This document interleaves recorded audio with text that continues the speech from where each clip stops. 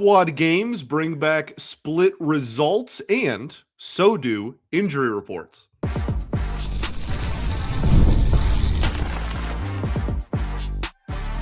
You are Locked On Tigers, your daily Detroit Tigers podcast. Part of the Locked On Podcast Network, your team every day. What is up, everybody? Welcome back to another edition of Locked On Tigers. I'm, of course, your host, Scott Bentley. Today is Thursday, February 26th, 2026. Thank you so much for making Locked On Tigers your first listen every single day. We are free and available wherever you get your podcasts, including YouTube, part of the Locked On Podcast Network, your team every single day. And, well, we played two, not in the, we played a doubleheader sense, but split squads.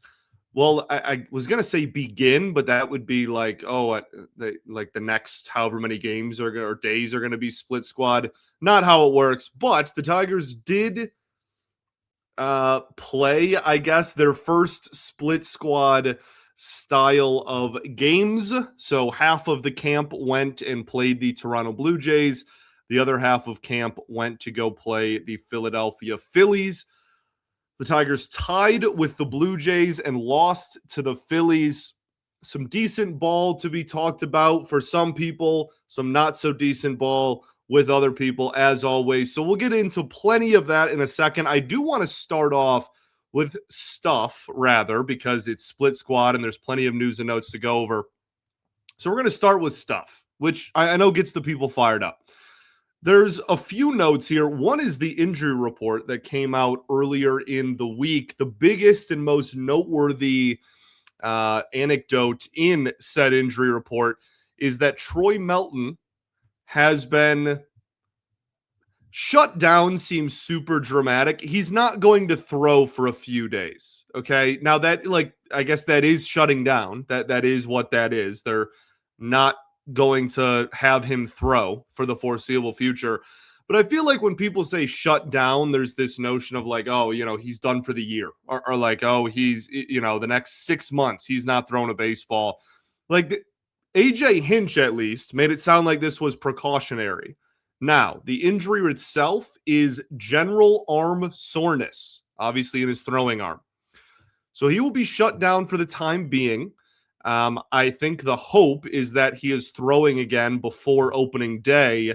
But I would also say, and maybe I'm overreacting the other direction, but I, at this point, would be pretty surprised if he was on the opening day roster in Detroit. Now, going back to this show's first roster projection right before camp started, I didn't have Melton on the opening day roster anyways. So now, if he's not going to get innings or reps, or hopefully not, but even, if he starts off the season injured, then certainly he's not going to. So that is obviously something to watch, and something that we will be glued to all of our screens and however we get our Tigers news, kind of waiting for an update on. But at the time I am speaking to you on Wednesday afternoon, he is not throwing for a little bit because of general arm soreness. Now, I would imagine that means for a few days he won't throw. Once he says that his arm is just feeling better in general, like at rest,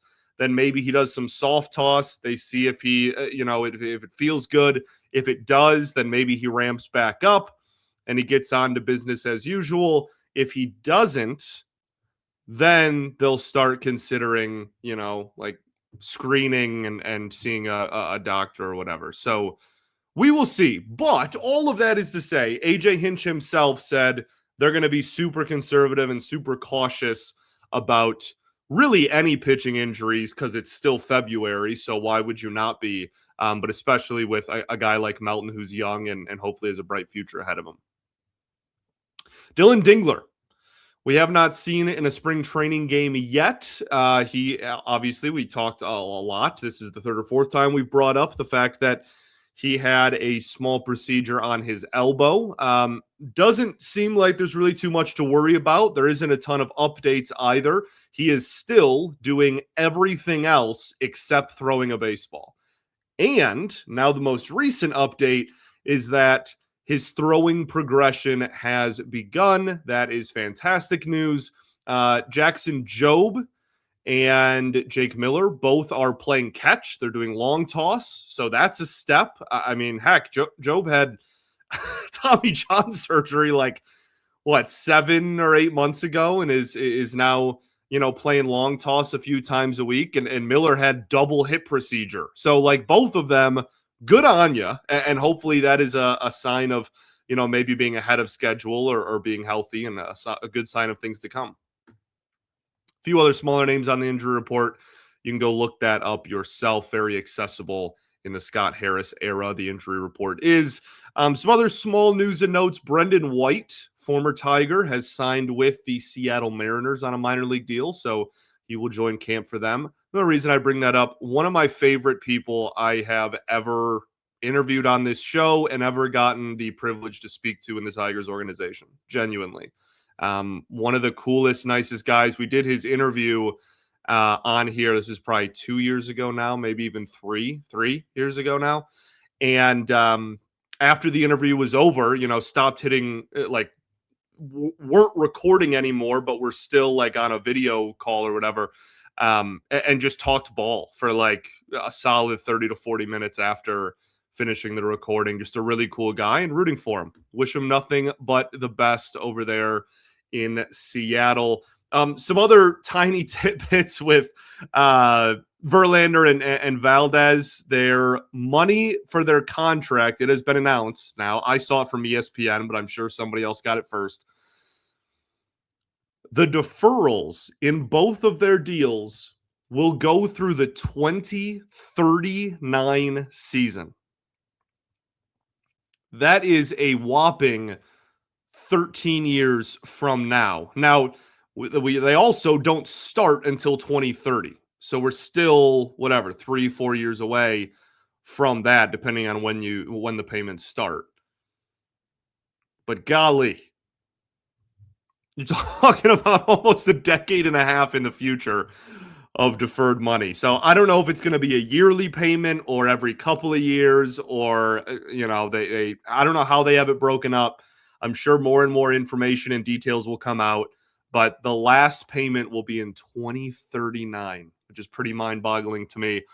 Also, on an on-the-field level, but still focusing on those two gentlemen, they both recently threw their first live batting practices. So Valdez threw his first live BP on Wednesday. Verlander threw his first live BP. We actually talked about it. Was that last week? Or maybe it was earlier. Maybe it was over the weekend. So it was coming out of the weekend show. Whatever. Time is not real. But both of them in the last week have thrown their first live BPs, and neither of them have even really come close to sniffing a spring training game yet. So a few of our reporters asked, I know Evan Petzold wrote a piece on it of the Freep, asked Hinch, if that was if everything was good and just kind of what the schedule was. And basically he just kind of laid out and reassured people what the assumption was, but it's nice to still hear is that they're totally fine. Everything's good. It's just that they signed their contracts late in terms of the MLB calendar, right?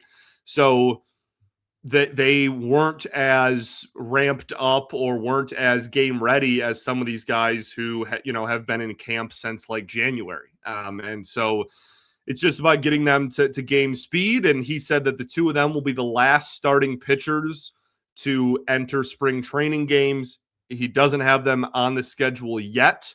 However, there is still 3, 4 even, I guess 4 weeks from today, as you listen to this, is opening day. So still plenty of time for them to ramp up and get stretched out and ready for the start of the season. Last thing before we get into game recaps and news and notes from the spring games, the Tigers will honor their 125-year anniversary in the series from July 24th to July 26th. And I bring that up just because I think it's cool. Really, really awesome to, for those who are around for the 100-year. They did some, some stuff obviously around the 100-year, Comerica was still very new. So that was a big, play into that, if you will. But Just really cool to have. Yeah, here we are, the 125-year anniversary of the team we all, well, that drives us nuts sometimes, but we still love. So July 24th through July 26th. Let's talk about these split squad games and the results to come from them. We will do that right after this. First, though, got to talk to y'all about our friends over at Game Time. MLB opening day is almost here. You can feel it. Fresh starts, big expectations, and that first crack of the bat, whether it's a breakout rookie or a division race that goes down to the wire, which we are all too familiar with, there's nothing like being in the ballpark for it. The only problem, well, getting tickets feels like a grind. Long queues, surprise fees, prices jumping at checkout, and so much more. That's where Game Time comes in. The Game Time app gives fans the advantage with constant innovation. It's how you unlock amazing tickets and experiences in just a few taps. It's simple to use. The Game Time guarantee means you'll get 100% authentic tickets delivered on time at the best price. And here's the best part. Fees are included in the price you see. So the price you see is actually the price you pay, period. There are so many other great features. So take the guesswork out of buying MLB tickets with Game Time. Download the Game Time app, create an account, and use code LOCKEDON for $20 off of your first purchase. Terms apply. Again, create an account and redeem code LOCKEDON for $20 off. Download the Game Time app today. All right, everybody, welcome back here. Segment 2. Locked On Tigers. Appreciate y'all for tuning in. As always, making us your first listen every single day. Shout out to the everydayers that do tune in every day. And we will, of course, be back tomorrow with a Friday show for you. So thanks for tuning in and making Locked On the #1 sports podcast network. Be sure to become an everydayer to take your listenership and fandom to the next level. You can find, your team's direct sign up at lockedonpodcast.com/everydayer. Click on Locked On Tigers, or if you're more interested in becoming an everydayer for another show, you're more than welcome to do that as well. This week only, you can use code SPRING for a free month of being an everydayer. Again, lockedonpodcast.com/everydayer, code SPRING runs through February 28th. All right, so talked about kind of the news and notes surrounding camp off the field in segment 1. Let's talk about what happened on the field and what we can take from it on Wednesday. 2 games. Tigers lost 5-3 to the Phillies and tied 4-4 with the Blue Jays. That means they still technically have not won a game, but they have tied twice. I got a message, a direct message from like a burner account, and they had said, how can you defend this garbage? We're losing 100. Now, I don't know if that was like a joke. Like, haha, I'm going to say this because you keep bringing up that like wins and losses in spring don't matter and people should calm down. Or if that was genuine. I have no clue what the motivation, if you will, of this message was. However, my answer publicly to that, let me pull up the box score from the Blue Jays game. The reason I can defend wins and losses is because in spring training, obviously, because the Tigers had a lead going into the top of the ninth. They were the home team against the Blue Jays. They had a lead going into the 9th inning. And with Tomas Nido with Thyron Laronzo behind the plate, who was in Double-A all of last year, they sent out Duque Hebert to close the game. That is why. Not only that, and that's no disrespect to Hebert, that's just like he's a minor leaguer. If this was a regular season game, they would have sent out one of their 3-headed monster relievers, obviously. The pitcher before that was Tanner Kolep.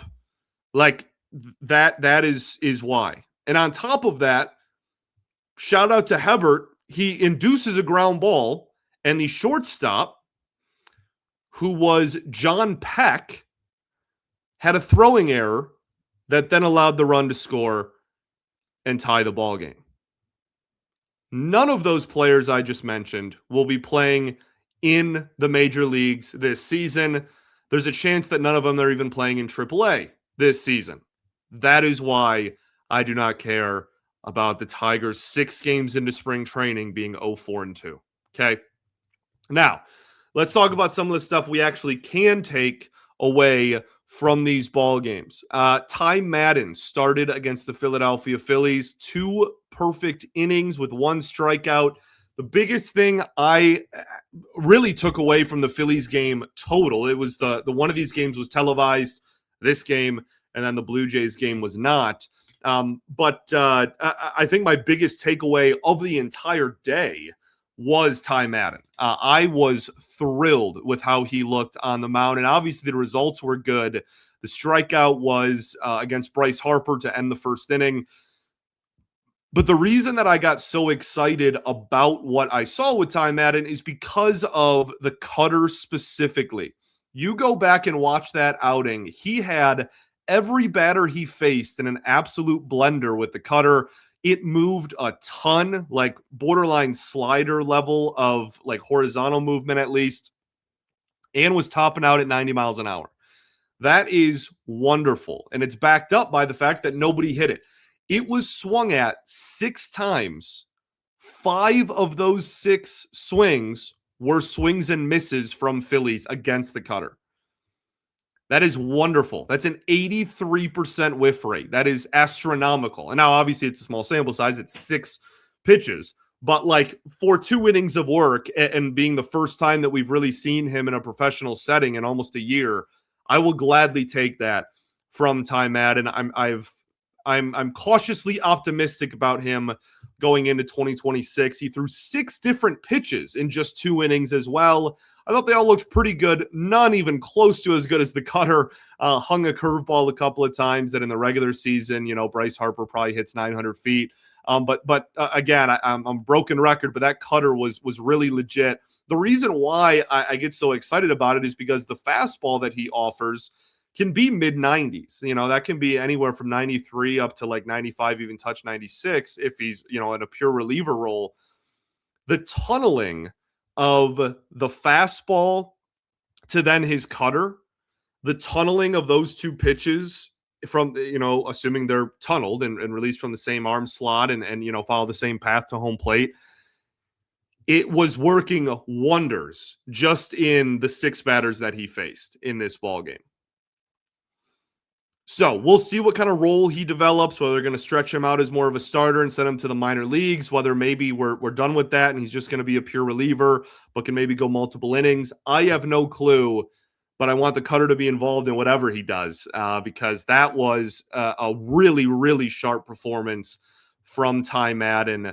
Anything else? He threw a lot of breaking balls the second inning, probably just, was asked to and was told to work on it a little bit more. But the only thing I'll throw in there just to end the conversation with him is he was throwing the cutter to righties and lefties, which is not a guarantee, right? Like if the cutter doesn't move enough, you go I guess righty or lefty, depending on who you are and what shape the pitch has necessarily. That can cut into the barrel of the bat, which obviously you want to avoid. But he had no fear against either, and it was effective against both, which is really, really awesome. So not trying to get ahead of myself, right? Same thing with good that we'll say with the bad, right? Like we're a week into February ball. Like we'll see if that kind of production maintains, but definitely caught my eye in this ball game on Wednesday. Efros pitched. He struggled. Pilkington pitched. He wasn't much better. Jack Little pitched and wasn't much better. 3 non-roster invites that all are technically in the running for a major league spot, but have minor league contracts for a reason. Hopefully they can, iron it out and make, that seat a little bit warmer and maybe a little bit more competitive to make the major league team, but not like the most shocking results either from all 3 of them. Offensively, in the Blue Jays game, I'm just kind of, again, we played 2 games, and I don't really care about either in terms of, I care about the performances in both. I don't care about the win-loss record in either, really. So, like, I'm just going to jump around from like, oh, this happened in the Jays game, this happened in the Phillies game, whatever. But one of my favorite stats from the day was Riley Greene had 3 plate appearances against the Blue Jays and walked in all 3 of them. And the last one was a 13 pitch at bat that he battled and still drew a walk out of. That was my biggest criticism of Riley Greene last year, more than the strikeouts, which I know some people like scoffed at and called me an idiot over. That's fine. But like it is so much easier to live with strikeouts if you are hitting for power and still getting on base at a really high clip because you walk a lot. Right? That's what we see with like the best hitters in the league. Matter of fact, we played the Phillies. That's what everybody sees with Kyle Schwarber. Aaron Judge, another guy that swings and misses a lot. Walks more than almost anybody, hits more home runs than anybody, right? Ohtani, same thing. And I'm not trying to compare Riley Greene to Shohei Ohtani, but I'm just saying the profile, you can live with the strikeouts more if he draws more walks. And for some reason last year, he just hacked at everything and never walked. And so I'm hoping that is a sign of things to come and isn't just like a one-off spring training game, whatever. Glaber also had a walk against Toronto. Kerry Carpenter played against the Phillies, had a hit, also had a reversed challenge that it was called strike 3 on the field. He challenged, got it reversed. It was overturned, so he got an extra swing, ended up grounding out to second. But those are the high leverage situations, that obviously we're all going to kind of put under a microscope as this ABS era of baseball begins. Okay, got a handful of others that I want to bring up. We'll do that right after this.